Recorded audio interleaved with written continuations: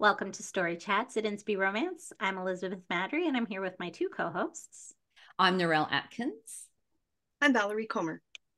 Today, we are having a conversation and asking the question that has come up a few times here and there, is romantic suspense CCR? And this is not a question I've ever asked, by the way. Somebody else has asked it. So I think we'll have a fun, hopefully lively discussion, because we do know one of us is a no in this camp. You might be surprised. Oh, maybe we'll be surprised. So first off, I thought it would be fun for us to define what is romantic suspense to you, and how do you distinguish it from romantic mystery or suspense thriller? Where are those lines as far as you're concerned? Valerie, you want to go first? Let No. Cooney do the talking. No, you don't? Okay. Narelle, you can go. I'll go first. Okay, so when I was an unpublished author, I was very diligent at going to writing conferences, and I was the sponge that collected all the information that was running around. So my understanding of what romantic suspense is that it has a complete romance plot in the story and a complete suspense plot. Okay. Now, a plot doesn't equal necessarily a certain number of pages. A plot is a story. So you can have a plot in a 10,000 word novelette and a plot in a 100,000 word epic fantasy. You know what I mean? Yeah. So it does need to have, for it to meet the definition that I have for romantic suspense, there needs to be a complete plot for the romance and a complete plot for the suspense. Okay. Right. An inciting incident. Yeah. Yes. Going on, yes. A climax, yes. and a conclusion. Yes. Okay, yes, so go ahead. No, finish. Go. You're not going to finish your thought there, Narelle? Okay. Yeah, well, I can move on to romantic mystery, or we can. Sure. I've got lots of information. So romantic mystery. You go, girl. I define romantic mystery as having a romance plot plus a mystery plot or subplot. Okay. And you'd be surprised if you start analysing a lot of the trade length books put out by the trad pubs, and Becky Wade comes to mind immediately. Mm-hmm. They often have a mystery in the story to support the romance. Sure. But that mystery often is not as big a deal as the romance is. So that's where I think romantic mystery it's a bit grey, I think, in terms of how you define it. Mm-hmm. So it kind of is its own thing, but it probably really belongs within just the broader CCR definition, with as long as assuming it's got Christian content. So that's my assumption for everything, is we've got Christian content. I should have clarified that. Now, the difference between romantic mystery and cozy mystery is a cozy mystery has the mystery plot. So the mystery plot is front and center, and it could have a romantic subplot. It could have some romantic elements, or it could have absolutely zero romance and have really cute cats. And they're the ones I like. I like cat cozy mysteries. I think Cooney needs to star in a cozy mystery. The heroine of a cozy mystery. You would. Yes. So that's my definitions for romantic mystery. Now, if you go to suspense thrillers, a suspense or a thriller, how it's different is it either has zero romance, or it has a romance subplot, or it has romantic elements, but the suspense and the mystery overrides everything.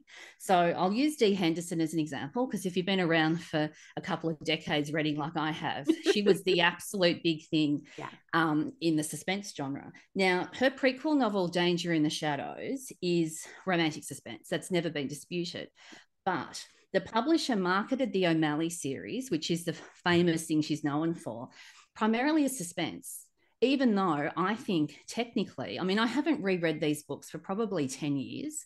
So we are going back a while in my brain, but I used to analyze all this stuff when I was learning to write. And so I would call them suspense with less romance than what I'd probably want in a romantic suspense. But the kicker with all this is the publisher marketed as suspense. And my theory behind all this is there's absolute snob value everywhere else outside of romance about romance. Everyone looks down upon romance. And so if you want to sell books to people that don't like romance, you don't mention the romance. So I think a lot of where things sit relates to romance snob value. But anyway, that's where we're starting from. So take it away. Well, I did actually a little Google search Oh. And I asked Google the definitions of thriller, suspense, and mystery.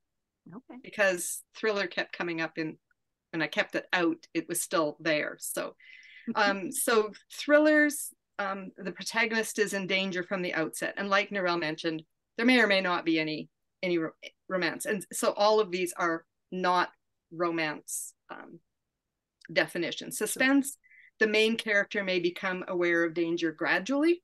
Okay. And in a mystery, the reader is exposed to the same information as the detective, but in a suspense story, the reader is aware of things unknown to the protagonist, sometimes from the other, from the villain's point of view. So I was like, okay, first, what's the definition of CCR? Christian, contemporary romance, right? So is romantic suspense CCR? Well, if it meets those three criteria, it is CCR with suspense, right? So, I mean, a mystery could also be CCR with mystery or romantic mystery, whichever. Amish is technically CCR. You may have noticed that we don't have any Amish authors blogging at Inspi Romance. But we have had. We have had some who were Amish authors as well as CCR. We feel like it's more historical. It's like a historical in contemporary clothing. Yeah. Nope. It's not even in contemporary clothing. Anyway, historical romance also. I mean, there's a lot of overlap. Women's fiction with romantic elements could be CCR plus more, I don't know, whatever. So CCR can be, romantic suspense can be CCR, but it's a CCR plus something else. You're trying to get to the last question here. We're just defining terms. You're answering the whole thing. Huh? Really? Yeah.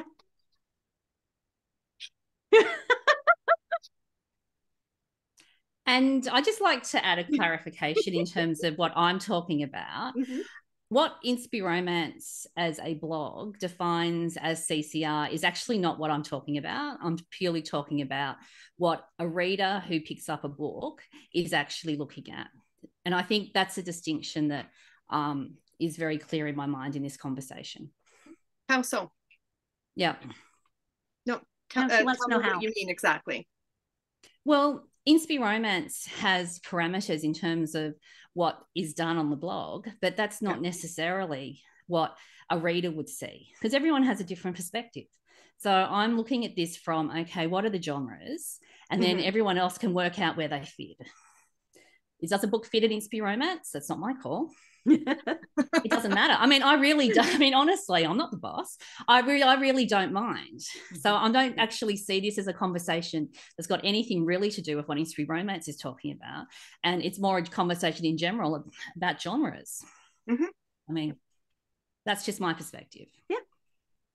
So I liked what Narelle's breakdown was for romantic suspense. I do think, generally speaking, for romantic suspense, because there does have to be that full romance and a full suspense. And generally speaking, in romantic suspense, you know that the hero and heroine, one is a protector of some variety, most often the guy. Some authors flip it to have the female being the Navy SEAL who's protecting, the guy in distress. But the more traditional is some sort of military / law enforcement / detective. Some kind of hero style guy. And that's when they're thrown together is where the romance plot comes from. So, because I don't think it would work if you had a full romance between, Joe and Jane, but Joe and Jane were in danger. And so Mike was helping them out, but Mike wasn't part of the romance. Yeah. Because you could have a full suspense plot and a full romance plot in that kind of setup. Right. But it's not romantic suspense to me, if the romance isn't taking place because of the suspense. Why are they Yes. together? They're And only between the runner and the runnee. right. Yeah. Like the movie Speed, Sandra Bullock's character only falls in love with Keanu Reeves because of the bus situation. Like that is not um that is not negotiable. I need to rewatch that movie. So, and I've been pretty open about the fact that I think romantic mystery is a silly genre to call it. It's newish to me. It's either romantic suspense or it's cozy mystery. But I'm I'm almost persuaded from the way Narelle mentioned it. Almost. So I can grow. Plus, Amazon, I believe, has added it as a They category, which have. makes it a little harder to argue Yes, yeah, that's true. Mm. because That's it's been true. legitimized Yep. somewhere. Well, that's why Amish is considered contemporary romance, because certain publishers and Stuck Amazon it there. decided it was. Yeah, Like, Well, it exactly. does oh, take place yeah, in today's world Right. And ish. I yeah. mean, they do generally have a non-Amish hero or heroine in, it's not Or some generally, interaction with the outside world. yeah, but generally Amish romance, like I've read three, so I'm not an expert on this at all. But the ones I've I read at might have least read 5 over were like 30 not, years. Well, not between Amish people. I read a fabulous time slip. So it's Oh, and it was not contemporary until then, by Cindy Woodsmall and okay. Erin Woodsmall. I absolutely loved it. I read that in 2023. Yes, because I Interesting. like to read different things. So I will read Amish. It's probably not something, it might make up maybe 2% of what I read, but I will read it because I like reading lots of different things. I Cool. don't set out and say I won't read Amish. You just don't. I just haven't. It's like I just haven't. If I get one recommended to me, then I often like this. That's how I've read the ones I have, is because they sounded really cool when they were recommended to me. So like that Yeah. time slip one sounds interesting. So maybe I will bump my total up to 4 very soon here. All right. So let's talk percentages in terms of romantic suspense. So just romantic suspense. Is there a minimum romance to suspense ratio for you to consider it romantic suspense, or is there a maximum ratio in there? Um, do you have an example? Maybe it can be a movie. It doesn't have to be a book. I know Valerie's going to jump on that one. First, we're talking romantic suspense. Now we're talking movies. So I got places to go. I think love inspired suspense. Mhm. Correct me if I'm wrong. You guys might have done more research than me because obviously that's not a genre I ever targeted. But my understanding is that it was, maybe still is, that they're looking for about 50-50. So I'm guessing that no bigger variation than 40-60, 60-40 would fly with them. They definitely wouldn't be looking for 10% suspense and 90% romance or flip, Right. right? They want, but again, like Narelle said, and that was a really good point, the both need to have a complete arc within the story. Yeah. And so Cool. Narelle, what do you like to see? What do you think? Well, I agree with Valerie that 10 years ago when I was going to conferences, love inspired suspense was pretty much 50-50 was what they were looking for. Now, me as a reader, because I don't follow rules, so you can convince me on 2080. Okay. Honestly, either direction, you can convince me on 2080 because, there's a whole lot of stuff that happens on the page, but there's also a whole lot of story that happens beneath the surface and simmers. So if you can have a book where I'm really, really worried about the characters because I really care about them, I can be worried that the romance is going to fail. I can also be worried that they're in danger and something's going to go wrong. So a talented writer who doesn't do a 50-50 split but does it the other way can absolutely suck me in for romantic suspense. So I can't really put a rule on it. I'd say if there's any budding writers that are listening to the podcast, then definitely go for 50-50 because you're more likely to sell. Yeah. And readers the sweet spot is probably 50-50 with readers. I'm not an expert on romantic suspense, so someone else could answer that question better than I can. But yeah, I'm as a reader, I'm probably quite easy to please on that one. So for me, I don't know that I'm probably easier to please like Narelle, but my one like absolute must is that the romance has to be more than an afterthought. Yes. So even if it's Yeah. 80-20 with 20 on the romance, there like it can't just be at the end of the book, I still need that HEA. Like go back to speed. Because it wasn't about them falling in love, right? It's about this bus that is going to explode if they drop under 50 miles an hour, right? Yeah. That is the crux, and getting people off the bus without him blowing up the bomb and figuring out who did it. That's the Yeah. point of the movie. But the romance is there. And at the end, when everyone's safe, the romance doesn't just disappear. It culminates as well. And so I need that in my books too. Like if you have romantic leanings while you're fleeing a serial killer or whatever, then I want to know that now that you're safe, your romance is going to continue. Um, and I'm going to be very angry if I go to book 2 in the series and now you're fleeing a new serial killer and falling in love with somebody else. Like that's going to make me Yes. very Yes. angry. um, so that's more to me. I don't necessarily sit and scrutinize percentages, but if I don't have I would rather have a less satisfying suspense wrap up as long as the romance is satisfyingly wrapped up, than the other way around. But then Yeah. again, like I love romance. So you're going to get Yeah. other readers who are going to be like, I don't care about the romance because romance is dumb. And, um, they're going to probably feel the exact opposite way. Yeah. But Which I is do why there are like so many books. Yeah. yeah, I do like romantic suspense, and Lisa Harris is an author that comes to mind that has done this in some of her past series, where you've got a romantic suspense story in each one, but you've also got an overarching series suspense thread. I really like that Yeah. as a reader. That really hooks me into a romantic suspense series. And so when you've got that type of dynamic, often the suspense in the actual individual story can be smaller because there's this bigger suspense thing that's building over the top.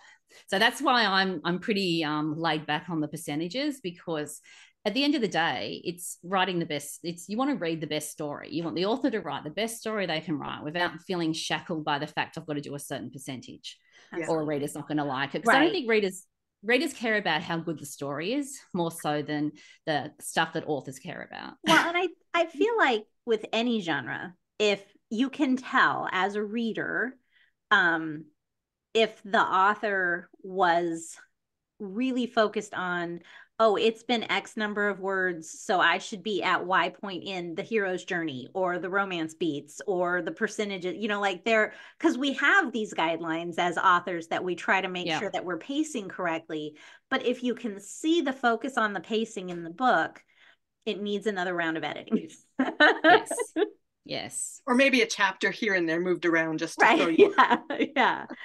I think too, like I have read some books that I would definitely not class as romantic suspense, but they had a suspense element in them.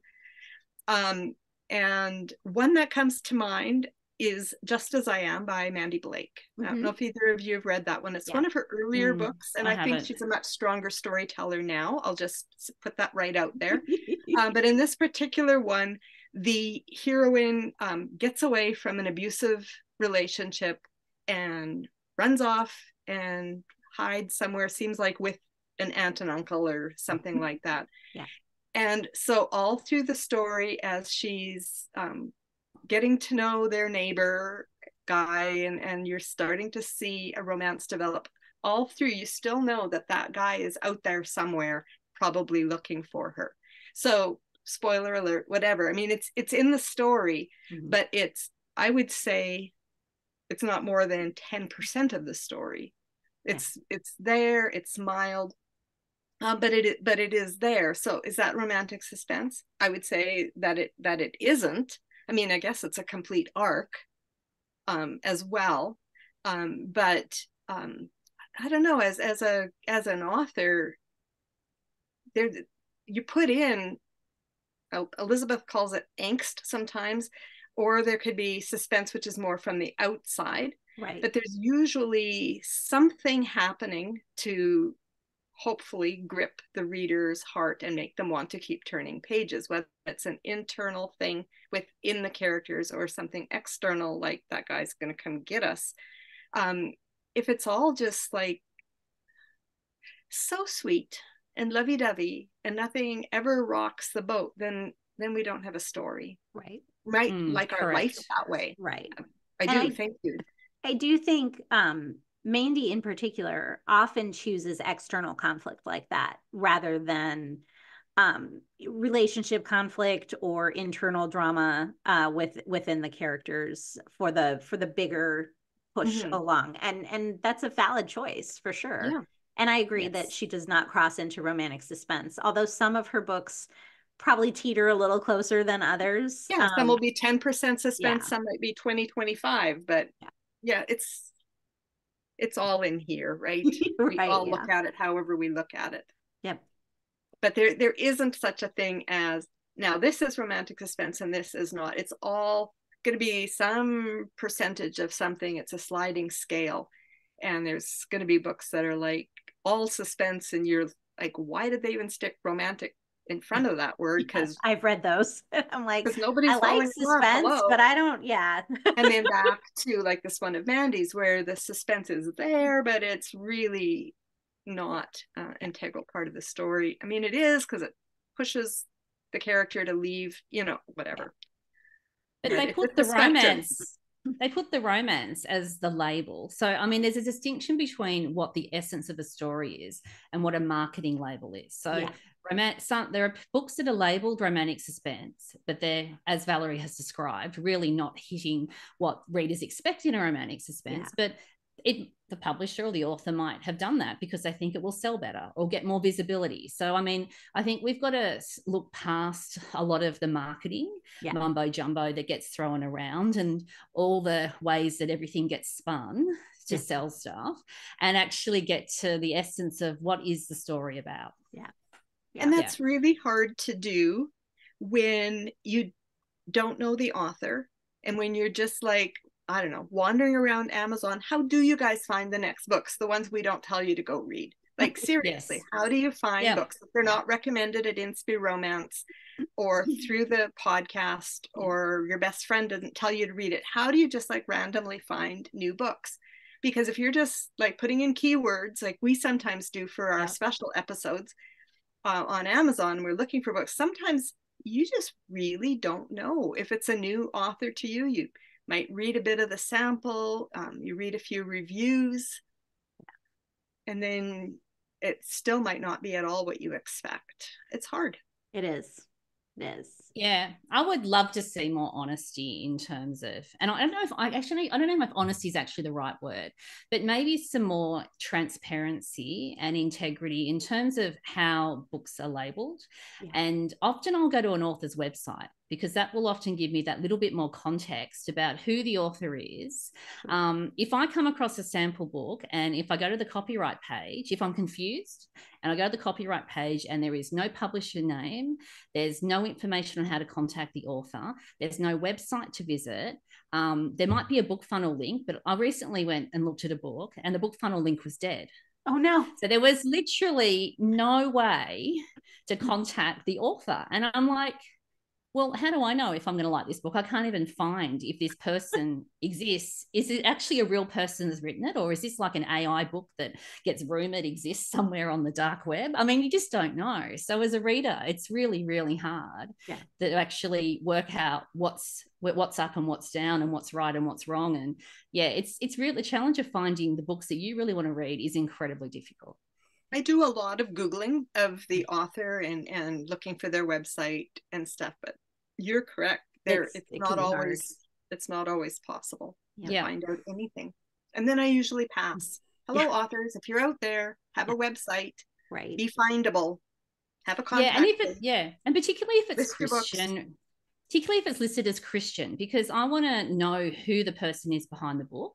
and what they believe. I want to get a feel for who they are, because I mean, basically, it's kind of like, imagine if you've got like a vacation house, an Airbnb that you're going to. So you go and visit the beach because you want an particular experience, but you also want to stay somewhere that meets your specifications for how you have that experience. And so you don't want to go online and just book something that says 3 bedrooms, 2 bathrooms, undercover parking, kitchen.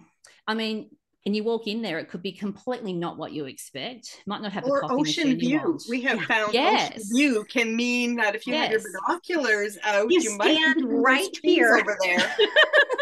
Yeah. Look We found that between one out the the hard way. trees. Yeah. And so, because reading a book is an experience, and we all go to a book wanting a particular experience, and everyone's ideas of what they want in a book is 100% valid. Like, nobody is wrong. There's no right or wrong in that. And I just get really frustrated that authors don't give me that transparency and that description, because I want to know more about who they are, so that I can then understand whether the experience they offer in going into their book world is what I want. Yeah. Legit. Yes. Very. Yeah. Did we answer any of your questions, Beth? Yeah, no, you did. I think we did. I think we've made it through pretty much all of them. So I mean, I guess Valerie has already said, you know, from a technical standpoint, it's CCR because it's contemporary, and if it's Christian romantic suspense, it's Christian, and it's romance. Do we just leave it there, that it is? Can I add something? Please. I honestly believe that romantic suspense is a very specific niche of CCR. So even though the umbrella is there, so it sits within contemporary Christian romance, it's like saying that Amish. Yes, it's like saying that a clean romance and a contemporary Christian romance are exactly the same. They're not. And I think romantic suspense has certain experiences and expectations, and I think it is niche. I think it sits within the umbrella of contemporary romance. It also sits within the umbrella of Christian suspense. So it sits under Christian romance, there's contemporary Christian suspense. I'm seeing a Venn diagram. Yes. Yeah. So I really think that it sits there, but it is also very niche. And there are many people and many readers who only read in certain niches, and that is 100% valid. Sure. And I don't think any reader should ever feel bad that they don't like a genre, because no, I agree. Yeah, you should never feel bad about that, because we're all not different. Feeling bad. But how boring would the world be if everyone thought exactly the same way and liked exactly the same things? So go off and enjoy the books that you love, and find the genres and find the authenticity in the marketing, so that you actually buy and borrow what you actually really want to read, and have and then fun. tell your friends. Tell your friends what you're reading and what you love. Yep. And go to Goodreads and write a review while you're at it. That's right. Absolutely. Because readers will go to Goodreads. I mean, the one thing I've spoken to friends about books, and when they get absolutely stumped, they will go to Goodreads. Okay. Because you'll get very blatant, honest, brutal reviews on Goodreads, which authors are like, oh, I don't want to read that. But it's really important for readers, because by saying what you don't like in a review is actually a selling point for a reader who really wants that in a book. Yeah. So, yeah, that's probably my 2 cents on it. Just have fun reading. Yes, absolutely. I'll go with what she said. Yeah. I think that's a good summary right there. So we would love to know your thoughts. Do you like romantic suspense? Do you have percentages that you like to see? Any of the things we talked about? Leave us a comment on the YouTube channel, and while you're there, don't forget to subscribe and hit the notification bell so you never miss an episode. We will look forward to seeing you again next week. In the meantime, don't forget to fall in love with a good book. Bye. Bye. Goodbye, everyone.